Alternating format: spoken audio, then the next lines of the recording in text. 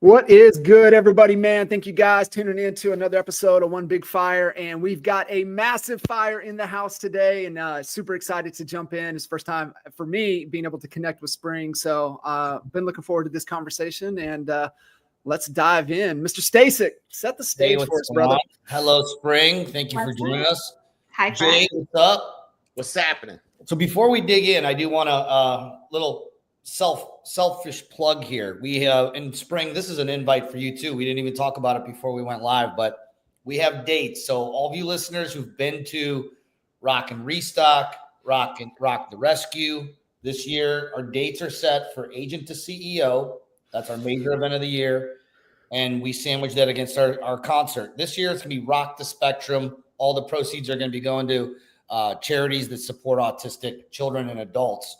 And I'm super excited. It's a different format right next door to where we normally do it. And I'm not even going to tell you the lineup. The lineup is fire. Jay, I'll say this. A couple of the artists that Dustin set up in Austin or in Nashville when we did this, was it the Sprints? Yeah, they're coming. Boy. Yeah, they're coming. Oh boy. Make sure you're marking September 24th and 25th and in your calendars, and then we're gonna have a pre-sale coming up. So listen close. In the land. Maybe this is the way we get Spring to come to Cleveland. Like Cleveland just is like, that's nowhere I've never thought I'd be like, I'd go to Cleveland, Ohio. But I guarantee you, Spring. I think you're gonna think differently of Cleveland. And I'm pretty close, Al, to locking into where we can confirm one of the queens of real estate to be there with us as well. So, well, hey, we have room for two queens. Right. It's funny. All right, I'll check the dates. That'd be awesome. Well, you guys heard the EXPCon's in Salt Lake City. Who would ever think going to Salt Lake City would be? So that's my hometown, though. So here we go.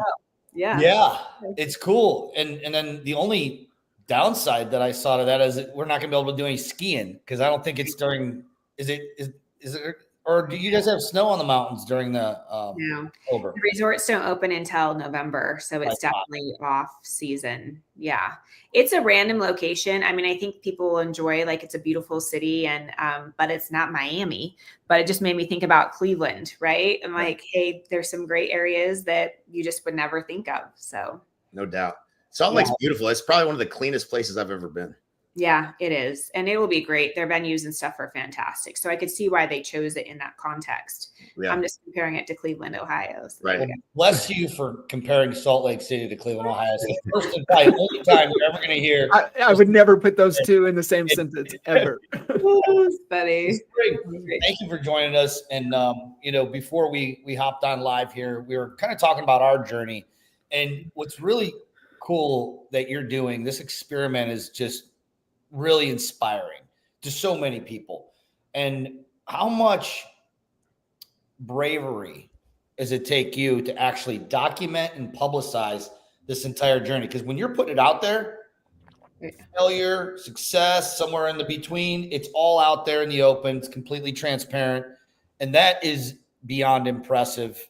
And my level of respect, for you, when I didn't really know you that well, I just looked upon everything you were doing and saying, dang, this lady is just killing it. But now, when you said you were going to start all over again, document the entire journey, it inspired me because I'm like, I don't think I would have the balls to do that. I mean, that is a move, and I love it.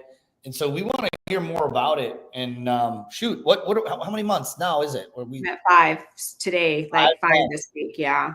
Man, that flew by. Yeah, it's gone by really fast. It's interesting, when I said yes to it, part of the play, I thought, I was like, how am I going to do this? Because EXP has 80, 90,000 agents, and coming in at this place, like, it is a different animal because people have already talked to an EXP or they've got their friend or whatever, right? And there's a whole long story. I'm not even going to get into it. But when I finally said yes to it, I was like, here's the deal. I started at Real Agent 2000, and there is that early. I didn't have the competition of everybody having somebody they've talked to. But I also built something that at that same time that not very many people did and continued to build. And so I was like, well, if I've done it there, I can just, obviously I need to tweak it, but it wasn't that it was necessarily the company. It was that I put in the work. And so I'm like, well, if I put in the work here, I can have some of those results. And so it's been a journey. I am documenting it. Sometimes, like, to give you an example, I actually just pulled my numbers yesterday to do an update, and I was like, oh shit, it's only gone up by 4 people. And I was like, for my weekly update, and I was like, okay, well, it is what it is. Do you know what I mean? Like, I can't control that it's only been 4 people. So we'll just document it and report it. And so, yeah, there is that part of me that I'm like, and then there's also the part of me that it's fun and it's just transparent and I'm doing what I'm supposed to be doing. So we'll all play out how it's supposed to. Right. And it does always feel like the flywheel doesn't start spinning immediately, right? So like, the tallest trees have the deepest roots, and change takes time for people to, I'm sure the pipeline is full of people, great people that are coming over. Yeah. I got a question for you. This whole, when you joined, co-sponsorship wasn't a thing here. So, that was, and to be honest, even though we kind of asked for it, we didn't know what we were asking for. And thank you to Glenn for being brilliant and making it 10 times better than any of us would have probably thought. But how has that changed your approach, or how has that kind of opened up the game differently? I know you had that at Real to a certain extent. It was obviously completely different. So Real launched it probably 1.5 years, 2 years after I had joined. But so when I said yes, I didn't know that co-sponsorship was going to be a thing. And then I went to Dallas and met with the executive team to plan out how this was going to work.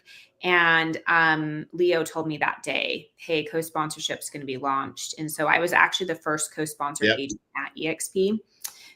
So I knew that it was going to be a thing. I'm incredibly grateful, to be very candid with you, because instead of it being like, oh, I'm competing with 80,000 agents, now it's like, no, I have 80,000 agents that are an army of people recruiting, and a lot of them are bringing me into the mix. And so it's been actually a huge value proposition. Like, for example, I started my growth. So I'm just right under about 300 agents right now. And I have a massive pipeline. I have a team of 40 onboarding right now, and I have another team of 40 onboarding on July 8th. Like, I've got some stuff cooking.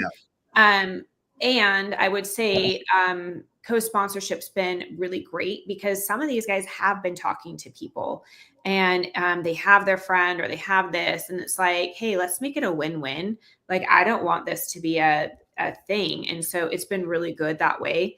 But what I was going to say is part of my momentum started with a co-sponsorship with Andrew Franklin. And he'd been working with the NIL team for quite some time. I'd known the NIL team for a long time.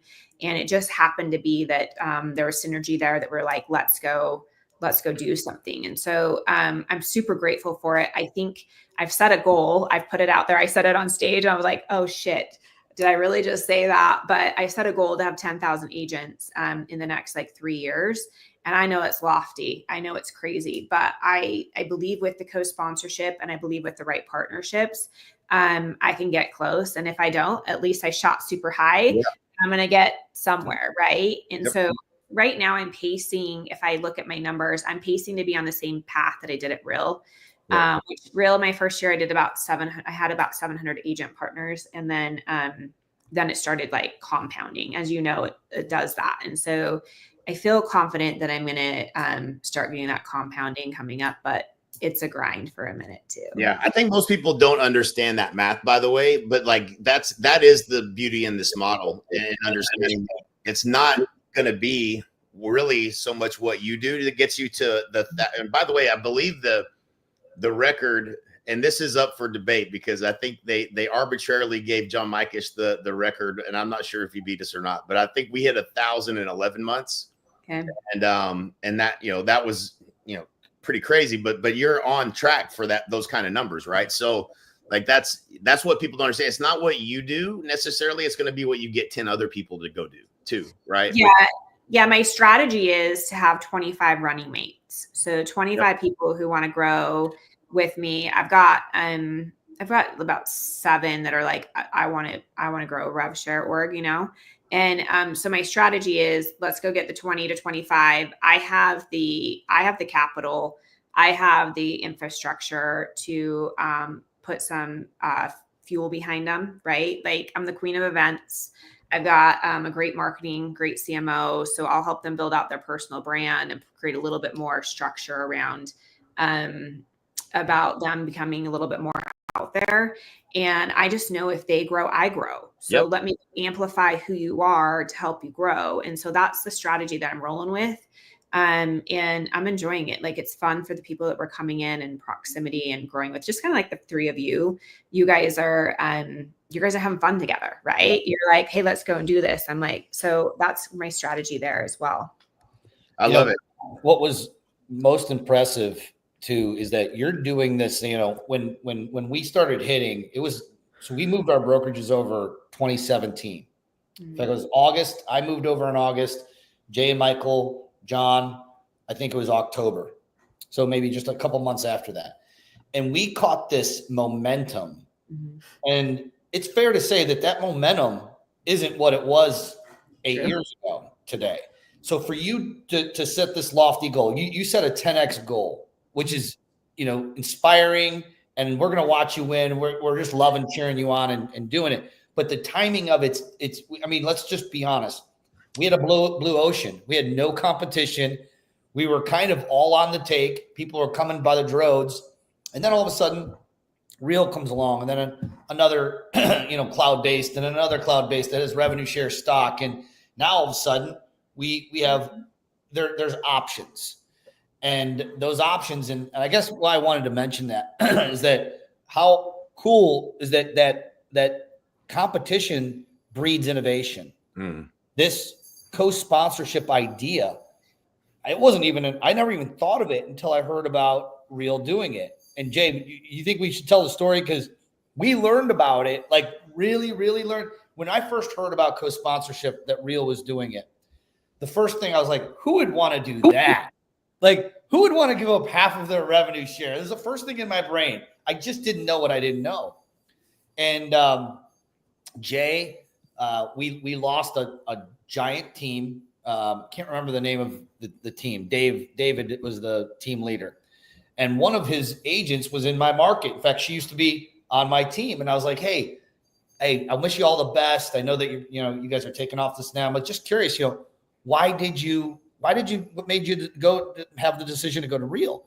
And she couldn't give me an answer, but she did say, I will get you on the phone with my sponsor. And I was like, yeah, let's do that. Who is it? And she said, Sharon Shavista. And I was like, okay, done. So Jay and I hop on a call. Sharon, us, we're like, hey, yeah, nice to meet you. And he starts telling us the other side of co-sponsorship, and our mind was freaking blown.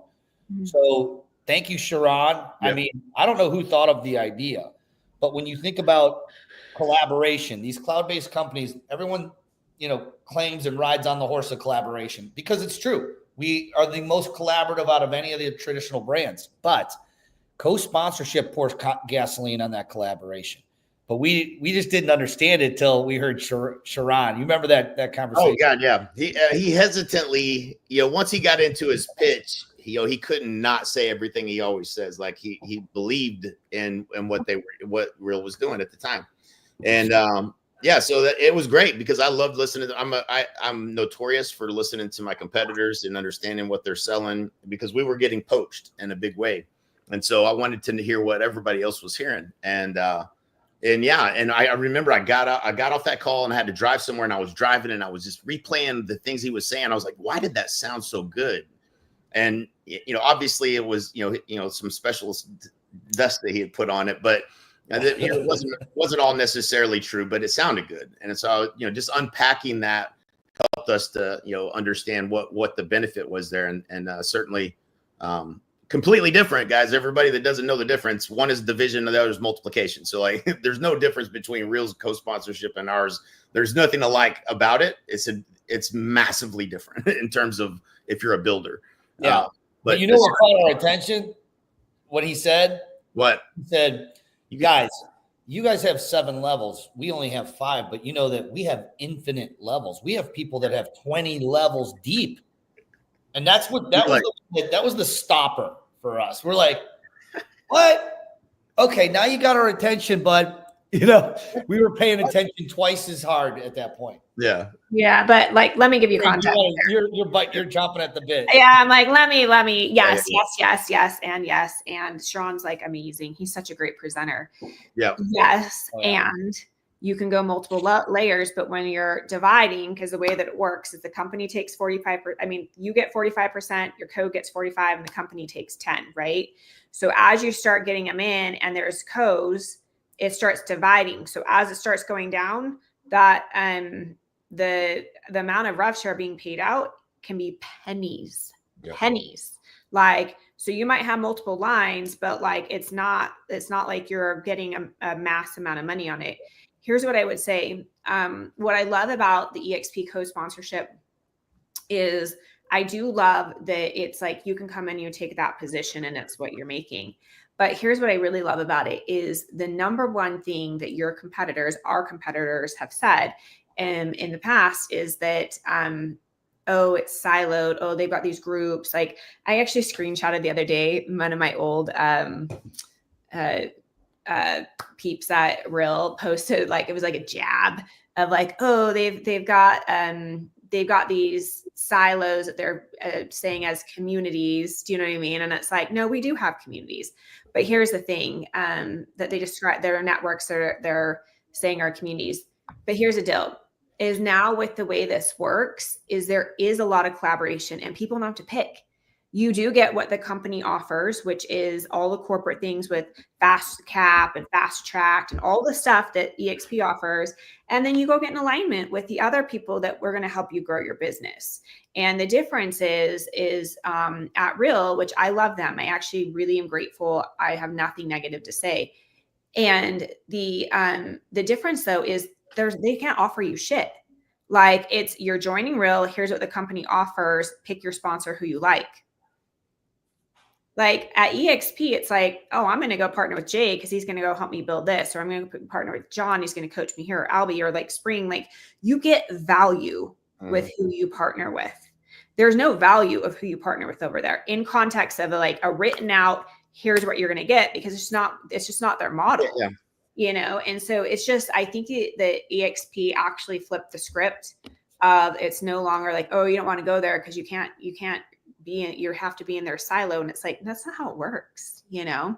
So it's a game over. I'm actually seeing so many people coming from the other models that are reaching out saying, I feel lonely.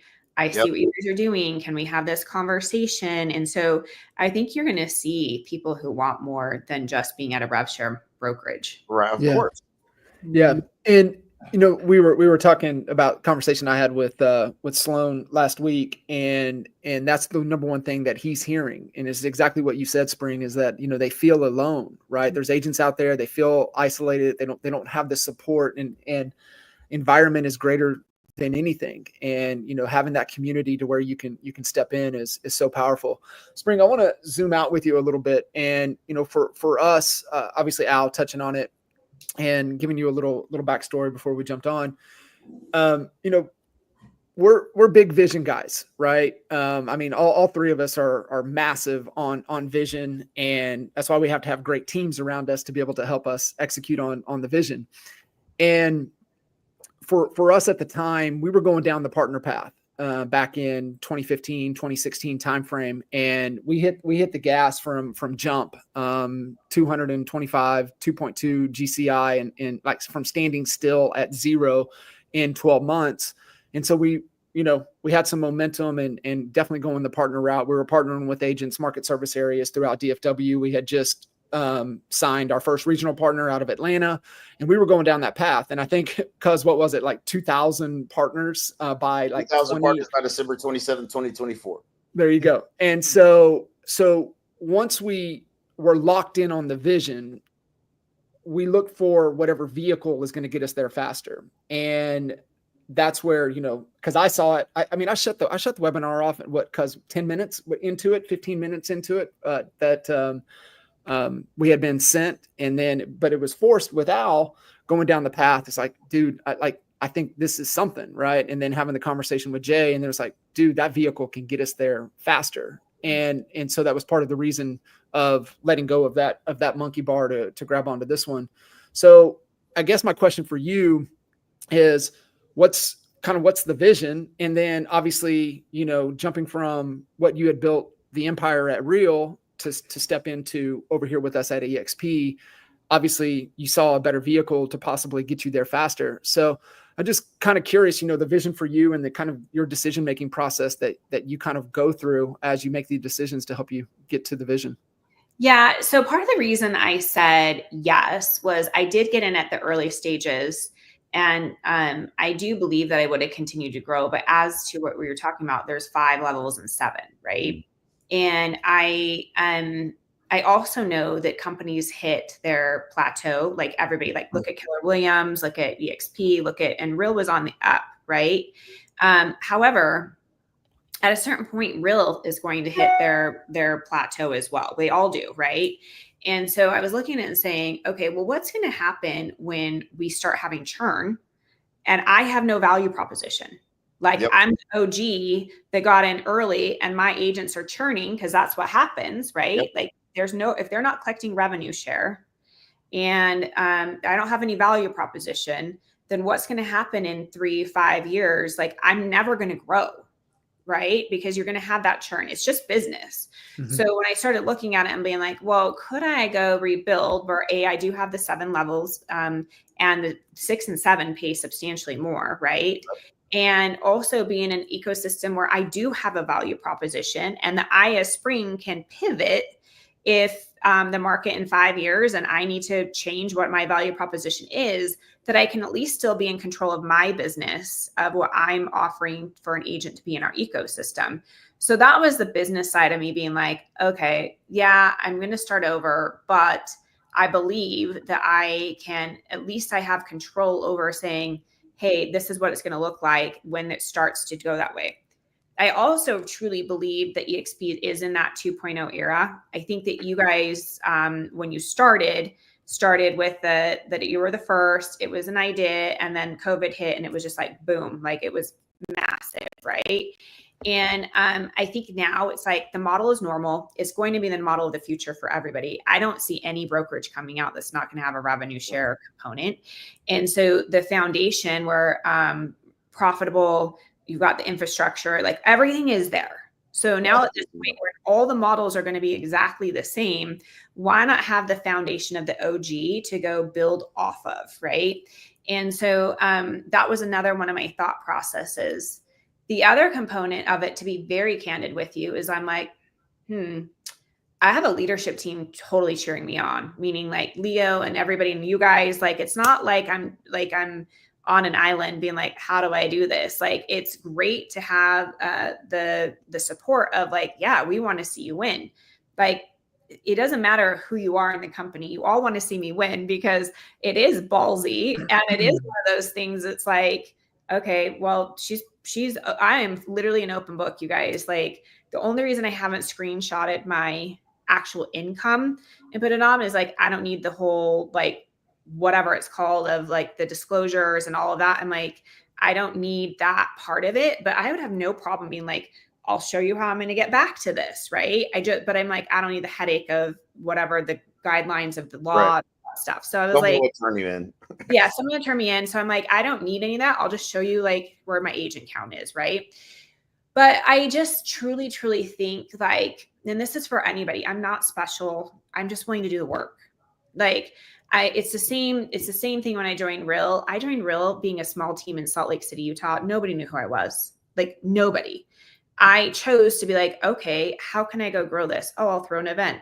Oh, I'll have 40 people show up to my office. Oh, I got some traction. Okay, I'll go create a little bit of a coaching program. Oh, I'll go build out my name.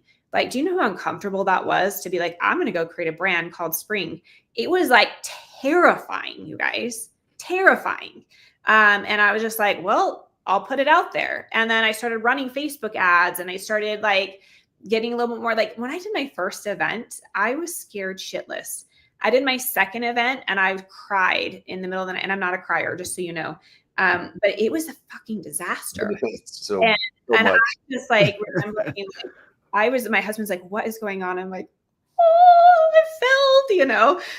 But the thing is, you just have to keep going. And so now I'm at year 4. I just hosted one. I had over 500 people show up, and it's like, it's a thing. But here's the deal. Like, you just have to be consistent and put in the work and be willing to every day. I'm like, all right, who am I prospecting? Who am I talking to? Like, where am I flying to? Whatever. And so I'm willing to do it. And so I know that I'm going to win. And that's the same with anybody else. If you're willing to do it and put your ass out there and like be willing to be vulnerable or put your name, and like, you guys should read some of the comments on if you ever want entertainment, go find one of my ads and you'll be like, damn, this girl gets some heat. And it's what it is, you know? So you just have to be willing to do it. But EXP is the vehicle long-term for me. And I believe it can be for anybody if you're willing to put yourself out there. Yep. Spring, you said it a couple times, do the work. When you step back and unpack that, I mean, what like, there's busy and productive, right? Are we getting results, doing the things that actually drive results? But in your mind, when you say do the work, what does that mean? Well, so when I said, I'm going to do this, then I hate to put it this way, but I have to compete with all of you, right? I have to compete with everybody. So I'm like, what's going to be my offer? And I don't have to compete with you guys. You guys are in my upline, but you get what I'm saying. Like, what is my offer? So anyway, I went in and said, okay, here's what I'm going to put out there. Then from that to, okay, how am I going to package it? Got to go high level. Okay, I've got to hire these people. Now I need to go create some infrastructure. Now I need to get in front of people, like conversations, webinars. I mean, I am literally doing it all, from being on here to I host a weekly webinar called The Vault that I host. We host trainings every week. I have a bi-weekly community call for agent attraction. Like, I truly am. I didn't plug into everybody else's, like I am a little bit, but I'm like, no, if I'm going to go build Spring and people want to be a part of me, then I have to have something. Right. Yep. And so I've gone in and created it. I've hired staff that only works for my EXP world. And she's flying out to somewhere to onboard a team because they don't have the infrastructure. And I'm putting in the work, but I also know that it will 10x return by doing that. And so it's the same path you guys went. Like, it's the exact same things you're doing, or that you did and you are doing, that you have to just put in some of those pieces to be something significant. You're treating it like a business, and that's the mistake that I looking back, I think me, Mike, and Al for the last 4 years, not counting last year, this was like the 4 years prior, it was 40 million revenue share, the three of us, and it was 96% margin. And I was always super impressed by that, obviously, and it is a crazy number, right? But that's not. What if you invested back into it? And that's really where you can if you want to double and double again, you're going to have to help other people double. So you have to create. You're treating it like a business. That's what you have to do. If you do that, then it's infinitely easier. But this is all about adding value. Like, people think it's about recruiting. It's not. It's about how do you actually help people from where they're at to where they want to go. And that's the cool thing about the model, is we're all waking up every day thinking about how do we make it better for the agents that we're trying to help, whether it's a team trying to build and scale, or you're an agent just trying to get to some consistency and predictability. There's just it's lacking across the industry, that help. Like, every agent, I always tell when I have a conversation, I'm like, when you get in real estate, you should have just got a certificate that says figure it out, because that's what it feels like. And that's what they genuinely all feel like. And that's the cool thing, is this is pushing us to all make this industry better and make it better for real estate agents. Right. Well, I think what's cool about it is, like, it truly is like a win-win, right? Like, they grow, we grow, vice versa. Yeah. And so the model is really built like the people like ourselves that know what we're doing, like, let's pour back in and help them increase their production, or if they want to have some revenue share or whatnot. And so it's fun that way. It's also interesting. So I was used to making a certain amount of income off of revenue share. And I've given myself 3 years because I was there for 3 years. I've given myself 3 years to get it back because I'm like, oh man, I was used to like having this income, right? And so there is a little bit of fire underneath me too. And to be very transparent with you, very, very transparent with you, I've had moments, even in the last week, I was like, oh shit, I'm on month 5. Okay, Spring, you gave yourself three years. Like this is a thing. Like it's go time. Because I like to spend money. Like I like to have like the lifestyle I've had. And it's like, I chose to do this saying I'm going to rebuild it. And so I am like, I am going to rebuild this. Is that the fuel? Is it to get back there, or, it's, No. the fuel is I have something to prove. I have something to prove. And though, like I'm going to Europe this week. I'm like, and I like, here's the thing. I've always had a very, I've always been like, I own a part of a mortgage company, part of a title company. I have a JV on both. I have the team. I've got the coaching. I've got all these things. And so that's why I was like, yes, I'm great to, I don't necessarily need revenue share money. So I'm good here. And I also though really like revenue share money. We all do, right? Like it's one of those things where like the team right now is not doing as great on the margins or whatnot. I'm like, I like it. And so I'm used to a lifestyle of just not even thinking about anything because I'm just used to the money coming in, right? And so their fuel is there is to prove myself, but I also really like the freedom that RevShare creates. And just like all of you, like it creates massive freedom. So it's important for me to rebuild that back. Yeah. The one thing I want to correct you and disagree with you on, Spring, is that about 10 minutes ago, you said, I'm nothing special. I have to disagree. You are something special. I mean, the amount of guts that it took to do what you do, I don't know anybody, including the 3 of us on this call, that would walk away from that substantial amount of semi-passive, let's call it. We know that it's not fully passive. We've already figured that out. Right. But income that's coming in to be able to rebuild it in a market like this. I mean, last year, 2024 was when you came over. It was the worst year in residential sales since 1996. 2025 isn't going to be looking any better, at least halfway through the year that we're looking. And you made that move. You put a commitment out there, and we've Patrick Bet-David, I don't know who actually came up with this, but the 3 types of people. There's people who are interested, committed. And obsessed. Mm-hmm. And you clearly are falling into the 3rd category of obsessed and just impressive. So you are something special. Don't ever undercut yourself, because I don't know anybody that can do and set out a goal like that and then put it out there publicly like you have. So kudos. Yeah, thank you. I mean, thank you for saying that. It was really important to me to get in alignment with my husband. And many of you know this story or no, but like he had been working with EXP for about 9 months on a large enterprise agreement. And if you guys know anything about real estate tech or even the tech industry, it's effing brutal.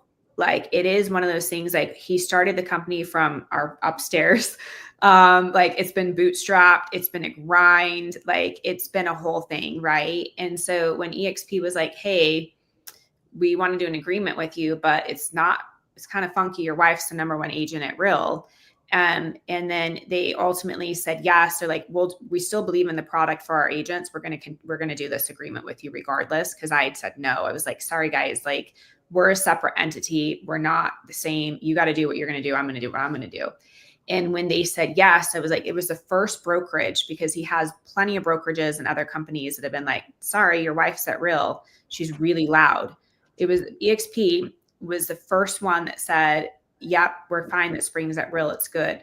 The second component of this was as much as I am independent, the platform, the CSU platform creates a lot of audience for me, because I do co-events with them. I coach their new agents coming in. Like I am the face from an agent perspective.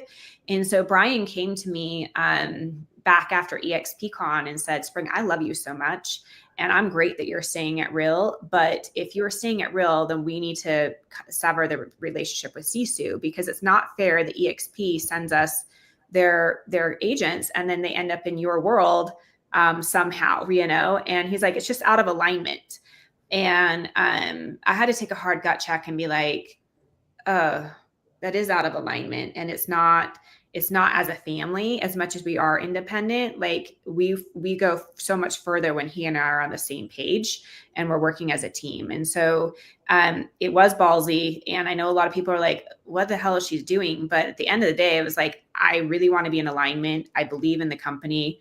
I'm like, I know I can rebuild. Like it took me from going from, I think I can. And I did a lot of processing and a lot of like shiz to get to, I know I can. But once I got to, I know I can, I was like, all right, game on, let's go. And so thank you for saying that, Albie. But that's the real behind the scenes of like, it was important to my marriage. And here I am. So.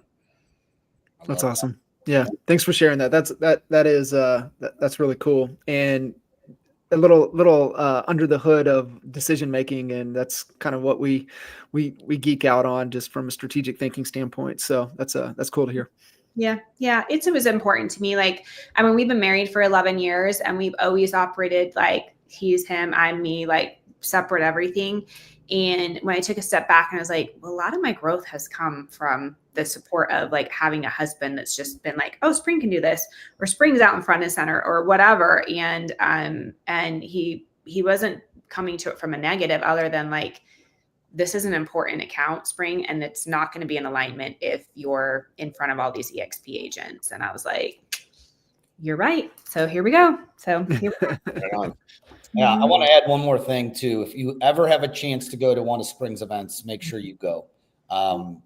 Cabo was not your event, but you spoke, and it was the first time we heard you speak. And we're getting transparent and raw and real here. I was in tears in the crowd listening to your story. I had no idea what you had been through earlier with, of course, the accident and your comeback. And it literally is giving me chills right now thinking about. I did not know that you had gone through, a major accident. You were in the hospital, injured, with burns and I mean, we're not talking about a little accident. I mean, this is life changing. And how much would you say that that negative, awful thing that no one would want to ever go through has impacted who Spring is today?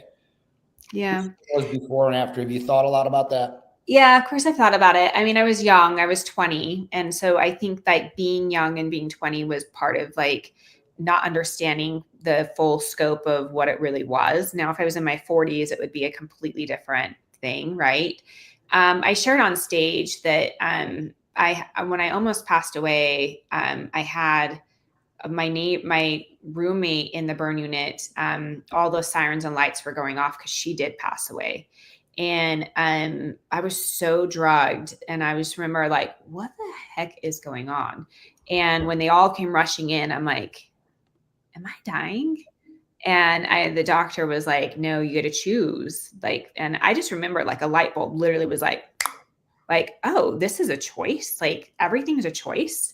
And he's like, you get to choose if you live or die. And I'm like, I just remember thinking like, I haven't seen How I Marry. And at the time I was super in love. Like I was there on that boat with my boyfriend. Right.